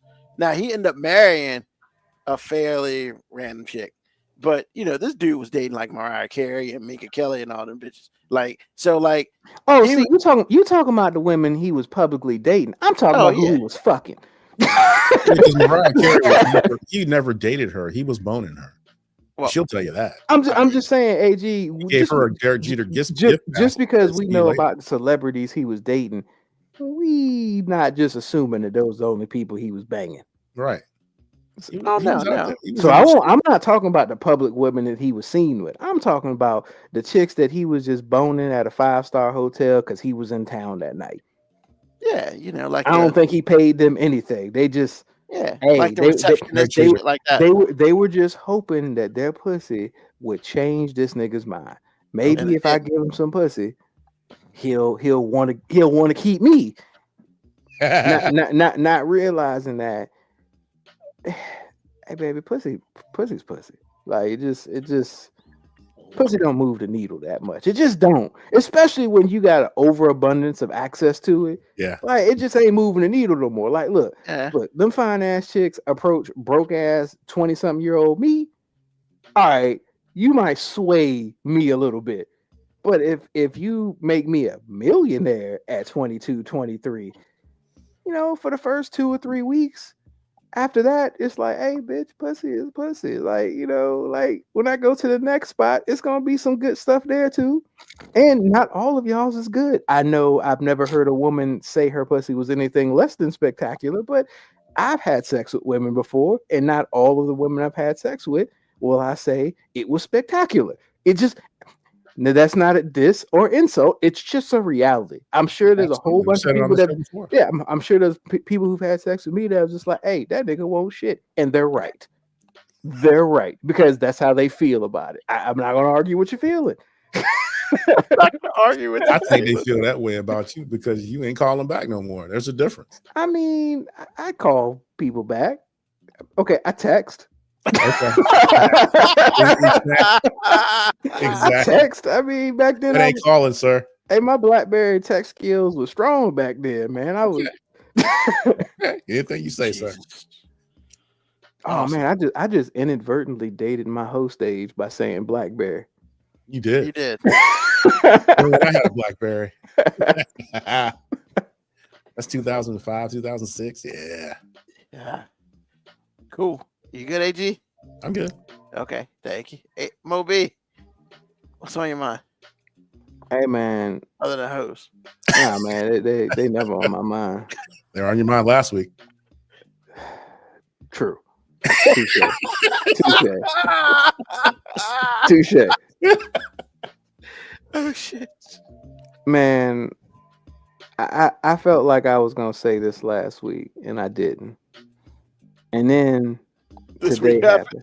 And then today happened. And I was just like, bro, like I found and any ladies who are out there and hear me say this, I don't want y'all to get the wrong idea about this statement I'm making, but the worst part of me, the worst part of my character is how blindly loyal I am, because I have routinely rooted for losers my entire life.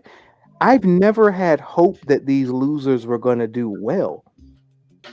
I just continue to root for them because I don't know how to not be loyal. Like, I haven't said a positive thing about the Raiders in probably 20 something years. Like, I never say anything positive about them. And not because they're losing. I never say anything positive before the season even starts, because my logic tells me they're the worst ran franchise in football.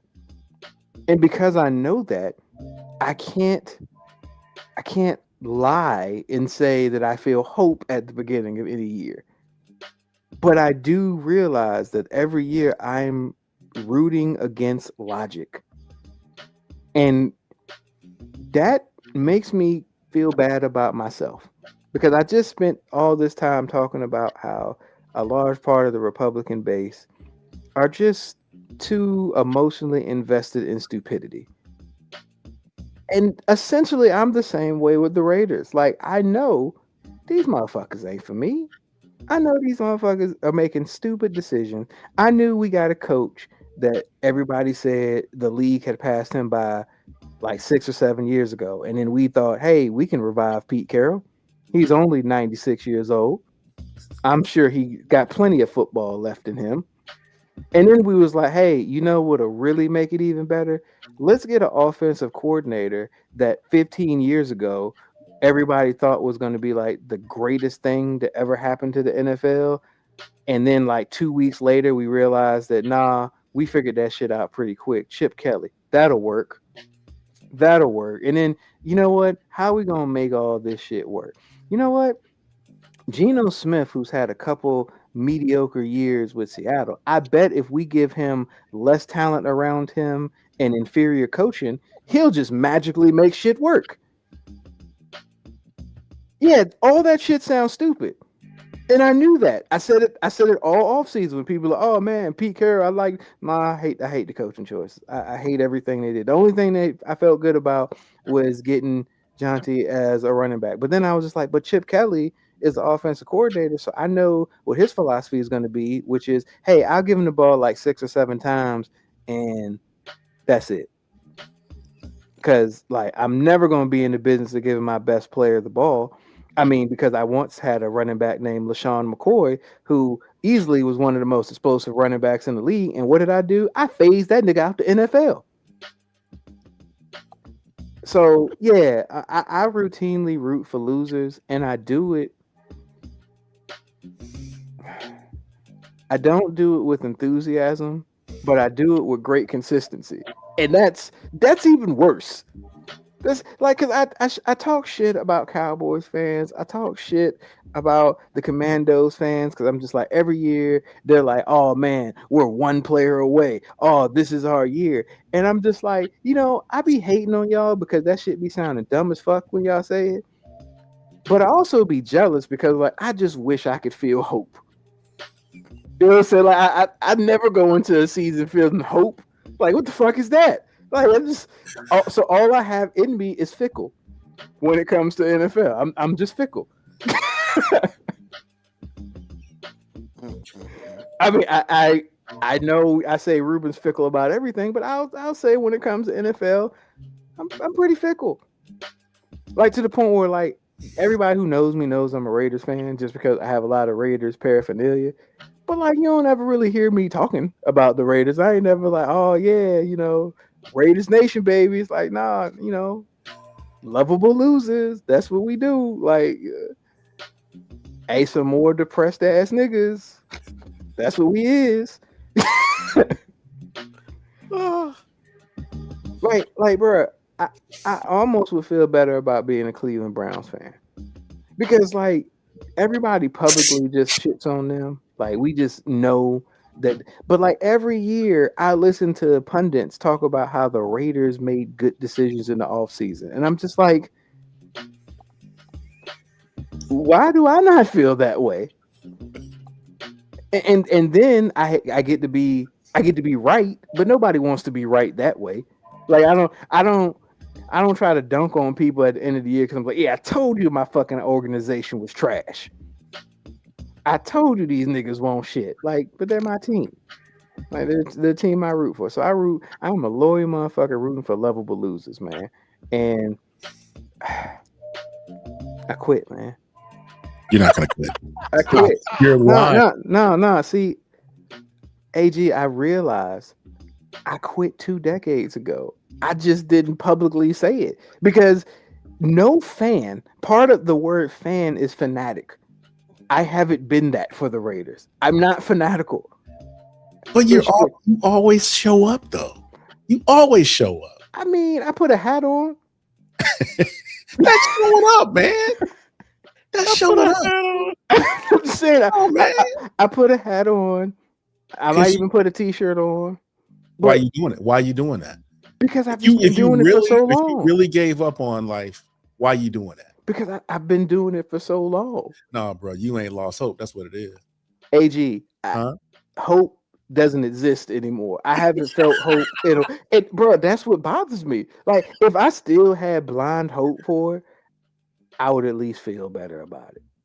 Like, I do low-key be jealous of Cowboy fans who still talk about how great they were in the 90s because, like, they're unaware that it's been 30 years since they were relevant. I'm perfectly aware that my franchise has never been good as I've been an adult. They went to a Super Bowl my second year as an adult, and it's been all downhill from there. So I wish I was just unaware of how trash my organization was, like Cowboys fans are. Hell, even Giants fans talk about their 2 Super Bowls, and they just ignore like the 20 years that half the time they didn't make the playoffs. But they don't remember that. I remember every stupid ass decision my organization has made. And I remember every week 1 of every NFL season, I don't go, man, this is our year, or man, I feel really good about the direction I go. I always feel like, I hope I'm wrong. Like every week one, I'm just like, man, I hope I'm wrong. Jesus. Like, what would it be like to actually be happy by like week 6? I mean, but y'all have a black female president. How about that? Is that supposed to make me feel better? We almost had a black female president in the country, and I wasn't super excited about that either. I mean, I would have preferred it over our other option. I'll just put that out there. I definitely would have preferred it. just saying, man. There's always a silver lining, sir. Nah, the only silver lining is in the Raiders' name because it's black and silver. That's it. Okay. There's nothing positive about this organization. They're trash. Their mama ain't shit. Their daddy ain't shit. Them niggas ain't never gonna be shit. Wow. Whew, wow, that's harsh. But, I mean, he's not wrong. I just want to have hope again, man. I just want to feel hope for He said, I NFL. just want to have hope again. AG, like I root for a lot of losers that don't make me feel as bad. Like the Hawks. I be feeling decent about the Hawks sometimes, even when I know I shouldn't. But I'd be like, hey, man, this might be our year. I feel good about the Hawks. I'm waiting for the NBA. I'm like, man, some people stay healthy. I'm like, man, we might actually be all right this year. I ain't felt like that as a Raiders fan in over 2 decades. That's crazy work to still root for a team that you never believe in.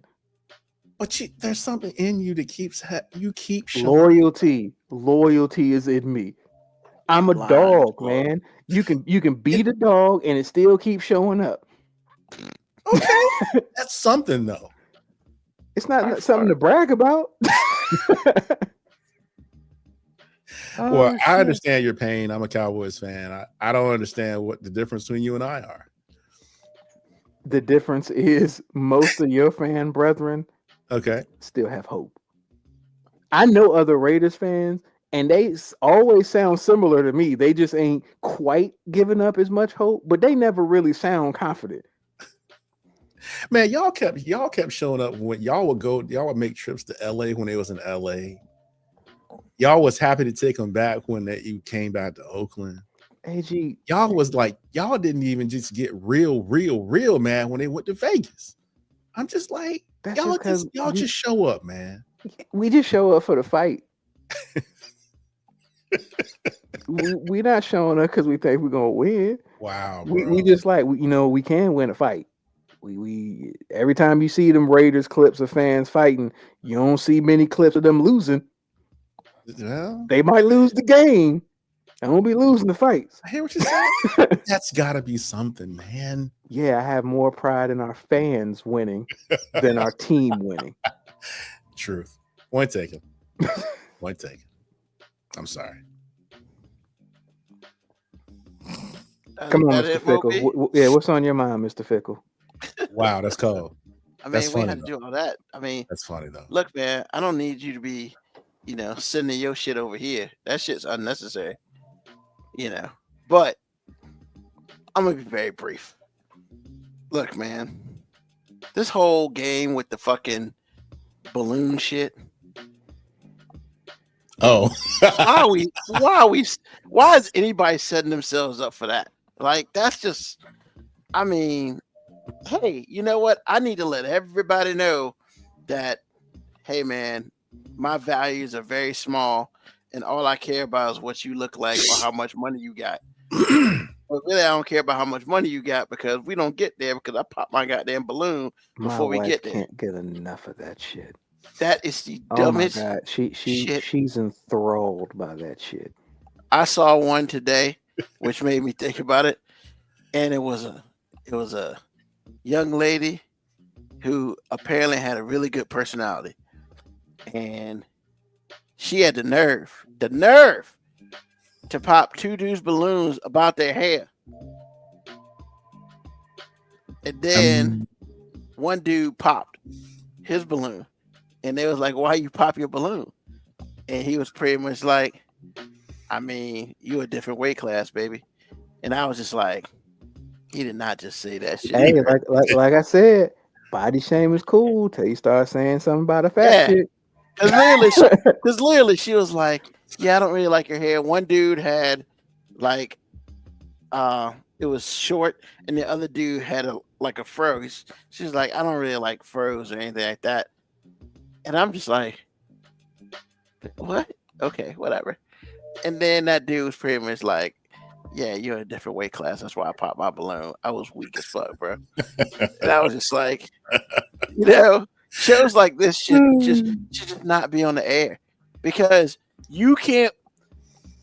I can't imagine even if you win that you walk out with a positive self thought of yourself, man. There are 'Cause no even winners on that show. yeah, because even if you did come out with a person, you had to listen to all these dudes talk shit. All these people talk shit about you. And it's like, I was just like, "Hey man, you got enough money, but I don't like that fanny pack." Bitch, what? Or like, you too short. Hey man, And, all that show teaches me when I see my wife watching it is only women are allowed to have a type. Yeah, bro, absolutely. I couldn't agree more. Because as a guy, your type got to be every woman. Because if not, you shallow. Yep. You can't handle this type of woman. You too weak. But a woman can just have a type. Yes. You're not really my type. Hey, bitch, you single. So apparently everybody that's been your type ain't worked. So maybe you need a new fucking type. I mean, yeah, your blood type's A, mine B, bitch. We can't do nothing together. Like, and that's the thing, man. That whole idea of type is crazy to me. Like is he your type? Bitch, fuck your type. Your type ain't been successful. You 38 years old on this goddamn show. Your type ain't been working for you, baby. Like, you need an anti-type. Like, who's your type? All right, all them niggas got to go. You need to diversify your bonds, bitch. Like, and that's the thing, man. And I watched that show, man, and it's just the petty is like amazing because immediately you get judged. You just somebody walks to a room and both parties are getting judged immediately. And then, man, it is not like these people are nice with it. Like, they damn near borderline disrespectful. No, they're not borderline. When you put cameras in front of people, everybody starts performing. So everybody's judging you anyway. But now that they know cameras are there, they got to turn their performance up. Which, Right. the only thing that's hot in these streets, especially for women of color, the performance is based on how blatantly disrespectful you can be towards men. That's cool to chicks. I don't understand when that became a thing, which I also don't understand when men being sassy became a thing. And what I mean by men being sassy, I don't mean how women say men are sassy just because they don't agree with them. I mean actual sassy motherfucking men that are getting mad that a woman is saying, "Hey, you're not my type." Cool. End of story. You don't have to then try to diss her or insult her because nigga, you'd fuck her. Like if she was like, "Hey, you want some pussy?" You'd be like, "Sure." So the fact that you're dissing her is just disingenuous, buddy. Like, I wish a dude would just say that. Like, girl be like, "Hey, blah blah blah, you ain't shit. I don't like your look. You blah blah blah." And they go, is she your type? Oh yeah, I definitely fuck her. You know what? He's right though. I definitely fuck her. I mean, I wouldn't because obviously she wouldn't fuck me back. But I mean, had things been different, we could be 5 minutes from Pound Town right now. Yeah, like I think it's interesting, like on some of them, because some of it's different, right? Like this one, I thought was weird because she got to pop two dudes' balloons when she walked in. I was like, "Oh man, you're caught up in the show now." Nah. However, I did see another one where a woman walked Bro, in. the fact that you keep saying I saw another one and I saw another one, you're so caught up. I haven't really watched the show, but sounds like you have. I just just throwing it out there. Just sometimes you ain't even being fickle about it. You basically sound like you're getting enjoyment from it. Sometimes you go into a TikTok hole, man, and I mean the shit just is whatever. But like she walked in, everybody popped it. I was like, damn. that means all these motherfuckers don't want your ass. Like, what kind of shit is that, man? Like, you're instantly like sad. I mean, that ain't a place to go for self-esteem, man. no, definitely not. So all I'm saying is, yeah, man. Like, I guess people want to get. I mean, some people believe 15 minutes is good. Not on that motherfucking show, man. I don't want 5 minutes on that shit because that's like it's unless you get picked, there's no way for you to walk out of there with a positive mental attitude.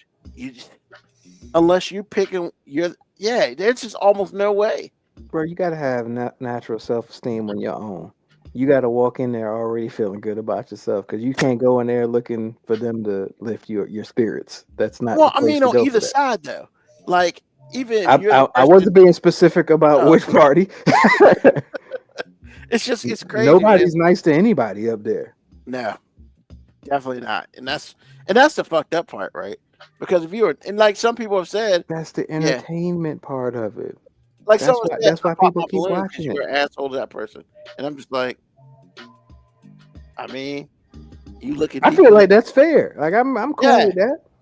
But I mean, because I like train wrecks, like like most people. Yeah, because I was about to say, like, you keep blaming TikTok for it, but TikTok has basically judged your algorithm based on the amount of time you spend on these types of TikToks, which means you watch them to the very end, which means they know that you're a sucker for that shit. So it ain't TikTok's fault, nigga. This your fault. It's not, oh my God. There are other things that do that, but man. I'm sure you got other stuff that pops up there, but I bet this keeps popping up there because you keep watching them all the way through. I mean, hey man, like I said, I like a good train wreck, man. I've never strayed away from that. I love me some train wrecks. So, well, with that being said, this train wreck's about to end. So, like, thank y'all for joining us today. Another episode of 5 Minute Warning. Hey man, tell a friend, tell an enemy, just tell somebody about us. We be out here on Sundays doing it big and stuff and having a good time. But yeah, just tell people because you should, because I asked you to. Also, check us out on Spotify, YouTube, Apple Podcast, wherever. If you want to rate us and you want to talk some mean shit about us, you can do that. But, we don't give a fuck. So, like, hey, man, if you're going to at least talk shit about us, just give us a 5. We'll take that. Then you can talk all the shit you want because I don't care. But with that being said, thank AG, thank Moby, thank everybody who listened to the show today and those who will be listening to on the podcast later. Hey, man, it's another week's another show. We here every Sunday, 9 p.m. until we get the fuck up off of here. And today, we decided to be here a little bit longer than normal. But it's all good because, hey, man, last week it was about bitches, and this week it ended up being about bitches. So, I guess we just don't like bitches. And fickle. I don't know about that, but come on, man, you need to embrace it, man. Frequently initiating criticism, killing life entertainment. I'm not embracing that. So, at least not this week, maybe next week. But as always, peace, love, hair grease, soul, and deuces.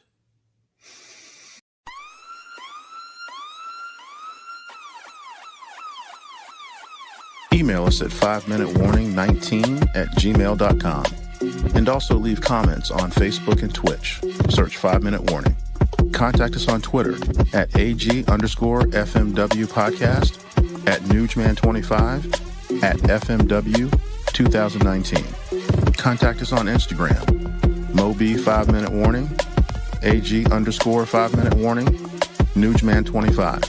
You can listen to the podcast at Apple Podcast, Spotify, or wherever you get your podcast. Thank you for listening. This has been another episode of